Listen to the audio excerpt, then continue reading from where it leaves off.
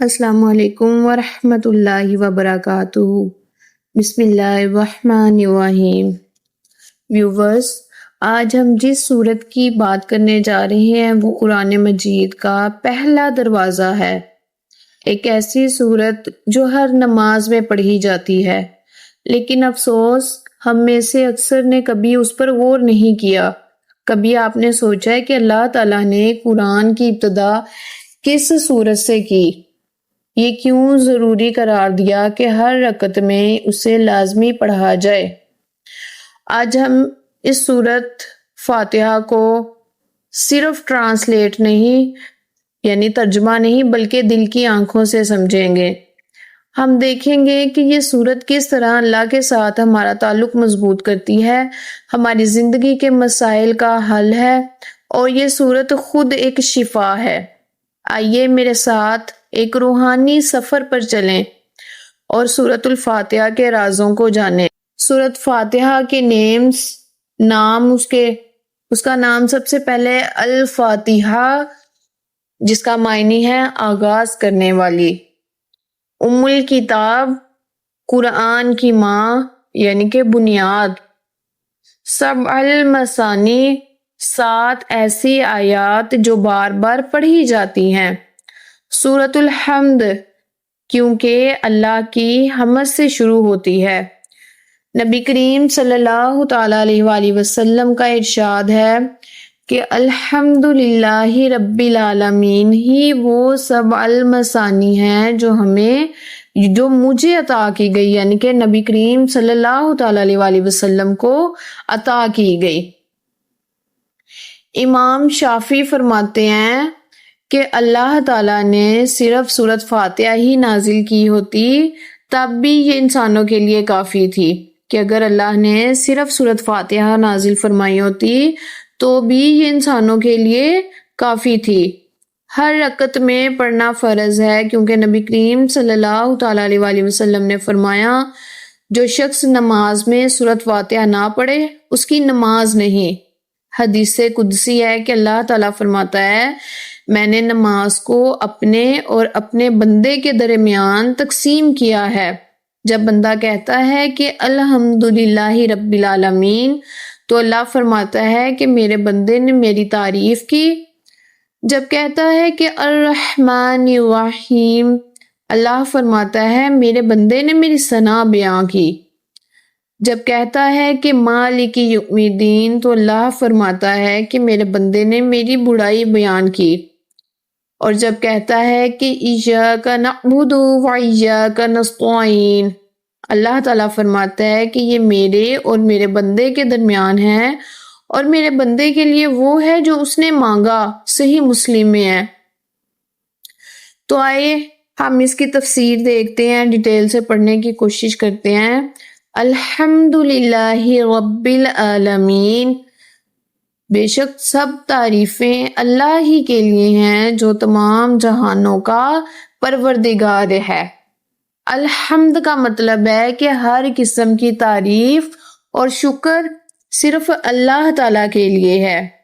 امام جعفر صادق نے فرمایا کہ الحمد دراصل معرفت الہی کا دروازہ ہے۔ جو بندہ الحمدللہ کہتا ہے تو گویا وہ اپنے اور اپنے رب کو پہچان لیتا ہے۔ رب کا مطلب ہے پرورش کرنے والا، جو نعمتیں دیتا ہے، ان کو بڑھاتا ہے اور پایہ تکمیل تک پہنچاتا ہے۔ عالمین میں تمام جہان آ جاتے ہیں، انسان، جن، فرشتے، حیوان، نباتات، بلکہ ہر مخلوق۔ جس طرح اللہ تعالیٰ مخلوق کا پروردگار ہے، اسی طرح اس نے دنیا میں انسانیت کی ہدایت کے لیے ائمہ کرام، انبیاء کرام کو مقرر کیا تاکہ لوگ ربوبیت کے نظام کو صحیح سے پہچان سکیں۔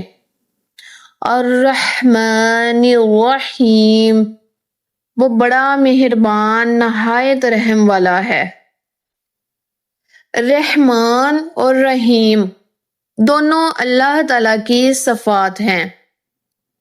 امام علی علیہ السلام نے فرمایا کہ رحمان وہ ہے جو دنیا میں سب پر رحمت کرتا ہے، چاہے وہ مومن ہو یا کافر، اور رحیم آخرت میں خاص مومنین پر اس کی رحمت کا اظہار ہے کہ اللہ تعالیٰ کی یہ دو صفات بندے کو اللہ کی محبت اور امید کی طرف بلاتی ہے تاکہ وہ کبھی نا امید نہ ہو۔ مالکی یوم الدین، مالک ہے بے شک جزا و سزا کے دن کا، یوم الدین قیامت کے دن کا ہے، جس میں ہر ایک اپنے اعمال کا حساب دے گا، کوئی بھی شخص ہے۔ امام جعفر صادق علیہ السلام فرماتے ہیں کہ اللہ اس دن اپنی عدالت کے ذریعے ہر ایک کو اس کے اعمال کے مطابق جزا یا سزا دے گا، کیونکہ اللہ نے انسان کو دنیا میں آزاد چھوڑا، لیکن آخرت میں ہر ایک اپنے عمل کا جواب دہ ہوگا۔ اس نے اس دنیا میں اچھا کیا ہے تو اس کو اجر ملے گا، اس نے برا کیا ہے تو اس کو سزا دی جائے گی، اور سزا کے طور پر اس کو جہنم میں پھینکا جائے گا۔ اچھے اعمال کرے گا تو اس کو جزا دی جائے گی، اور جزا اس کے لیے جنت ہے جو کبھی نہیں ختم ہوگی۔ ایاک نعبد و ایاک نستعین، ہم صرف تیری ہی عبادت کرتے ہیں اور صرف تجھ سے ہی مدد مانگتے ہیں۔ یا توحید عبادت بیان کی گئی ہے کہ عبادت صرف اور صرف اللہ تعالیٰ کے لیے ہے، لیکن نستعین یعنی مدد طلب کرنے میں اللہ تعالیٰ نے اسباب بھی بنائے ہیں، اور یہ اسباب اہل بیت ہیں، نبی کریم کی سنت رسول ہے، ٹھیک ہے۔ امام جعفر صادق فرماتے ہیں کہ ہم اللہ کی عبادت کرتے ہیں اور اللہ کے ولیوں کے ذریعے اللہ کی صحیح پہچان اور عبادت تک پہنچتے ہیں۔ اس کا مطلب یہ ہے کہ اصل معبود صرف اللہ ہے، لیکن ہدایت اور رہنمائی کے لیے اللہ نے اپنے نبی کریم صلی اللہ تعالی علیہ وآلہ وسلم اور اہل بیت کو واسطہ بنایا ہے۔ اہدینا الصراط المستقیم، ہمیں سیدھا راستہ دکھا۔ یہ ایک سب سے اہم دعا ہے۔ مولا علی علیہ السلام نے فرمایا کہ میں ہی صراط مستقیم ہوں۔ امام جعفر نے فرمایا کہ صراط مستقیم سے مراد علی علیہ السلام اور ان کے بعد آنے والے ائمہ اہل بیت ہیں، یعنی صراط مستقیم کو ولایت اہل بیت کہا گیا ہے۔ جو شخص ولایت پر قائم رہا وہ سیدھے راستے پر ہے، اور جو ہٹ گیا وہ گمراہی میں چلا گیا۔ صراط الذین انعمت علیہم، ان لوگوں کا راستہ جن پر تو نے انعام فرمایا۔ قرآن میں سورۃ النساء آیت نمبر 69 میں بتایا گیا ہے کہ انعام یافتہ وہ ہیں، یعنی انبیاء اکرام، صدیقین، شہداء اور صالحین۔ اور سب سے پہلا مقام اہل بیت کا ہے، کیونکہ اللہ نے سب سے بڑی نعمت ولایت اہل بیت عطا کی ہے۔ امام جعفر صادق نے فرمایا کہ ان لوگوں پر انعام ہوا جو علی علیہ السلام اور اہل بیت کی ولایت کو قبول کرتے ہیں۔ اس لیے انعام یافتہ صرف وہ ہیں جو آل رسول، اہل بیت اور نبی کریم صلی اللہ تعالی علیہ وآلہ وسلم کے بتائے ہوئے راستے پر چلتے ہیں۔ غیر المغضوب علیہم ولا الضالین، نہ ان کا جن پر غضب ہوا اور نہ گمراہوں کا۔ مغضوبی کے بارے میں امام جعفر نے فرمایا کہ وہ لوگ جنہوں نے حق کو جانا لیکن اہل بیت کی ولایت کو رد کیا، یعنی یہودی جنہوں نے نبی کریم صلی اللہ تعالیٰ علیہ وآلہ وسلم اور اہل بیت کو جھٹلایا، ان پر غضب ہوا اللہ تعالیٰ کا۔ ضالین کے بارے میں فرمایا کہ وہ جو لا علمی اور جہالت کی وجہ سے گمراہ ہو گئے اور حق کو نہ پہچان سکے۔ اس تفسیر میں مقدوبی اور ضالین کا تعلق اہل بیت کی امامت کے انکار اور جہالت سے جوڑا گیا ہے، اور ایک اور جگہ کتاب میں لکھا گیا ہے کہ اس سے مراد عیسائیوں کو بھی لیا گیا ہے جنہوں نے جھٹلایا تھا اور وہ اللہ تعالی کے غضب کا شکار ہوئے۔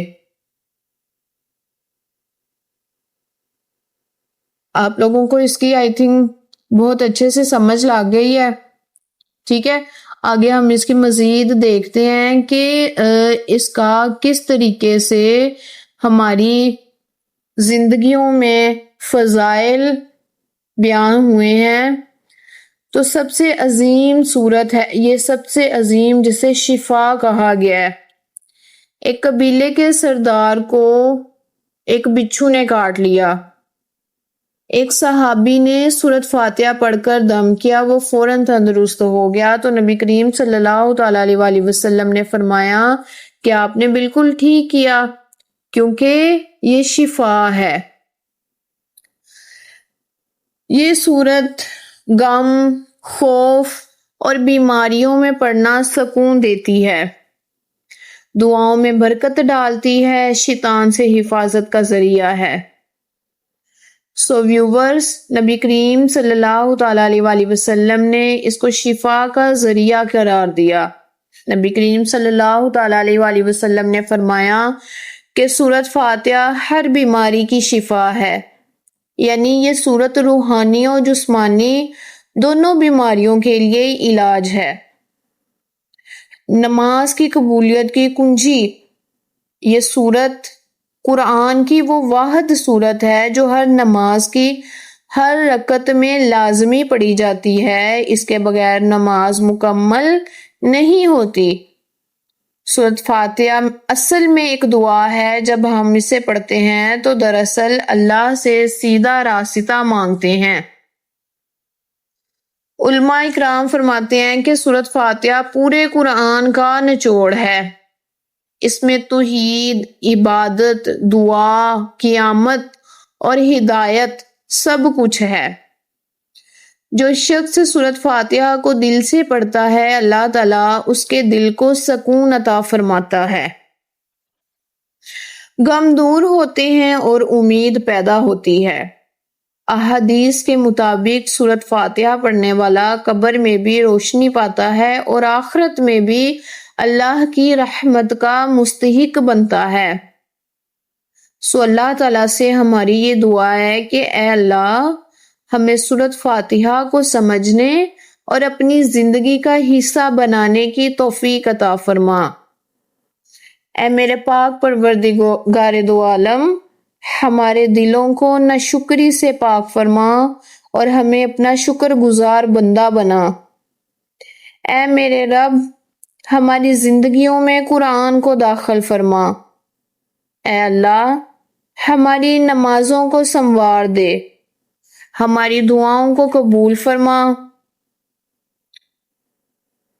اے رب العالمین، ہمیں صراط مستقیم پر چلنے کی توفیق عطا فرما۔ ہمیں ان لوگوں میں شامل فرما جن پر تو نے انعام فرمایا، اور ہمیں گمراہی اور اپنے غضب سے بچا۔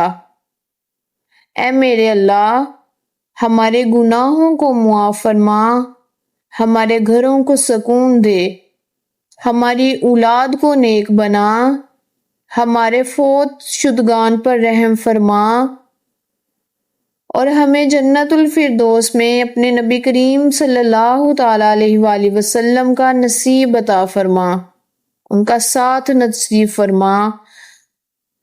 ہمیں ان کے ہاتھوں سے ساقیے کوثر پینا نصیب فرما، اور ہمیں اس دنیا میں جب تک رہیں ایمان پر قائم فرما، اور جب ہم اس دنیا فانی سے رخصت ہو جائیں تو الہی ہمارا خاتمہ ایمان پر فرما۔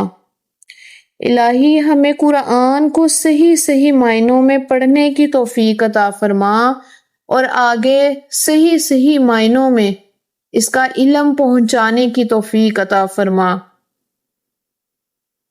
اور ہمیں ایسی اولادیں عطا فرما جو راہ راست کا ذریعہ بنے، ہمارے کاروبار میں دن دگنی رات چگنی ترقی عطا فرما، اور میرے مالک ہمیں حاسدوں کے حسد سے، شیطان کے شر سے محفوظ فرما، اور ہماری تمام روحانی اور جسمانی بیماریاں دور فرما کر اس صورت کے صدقے سے ہمیں شفا کاملہ عطا فرما۔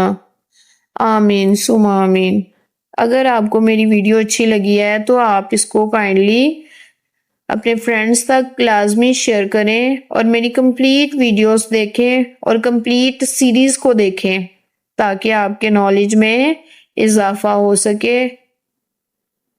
اگلے پارٹ کے لیے پکی شیپورہ کے ساتھ جڑے رہیں۔ اللہ حافظ۔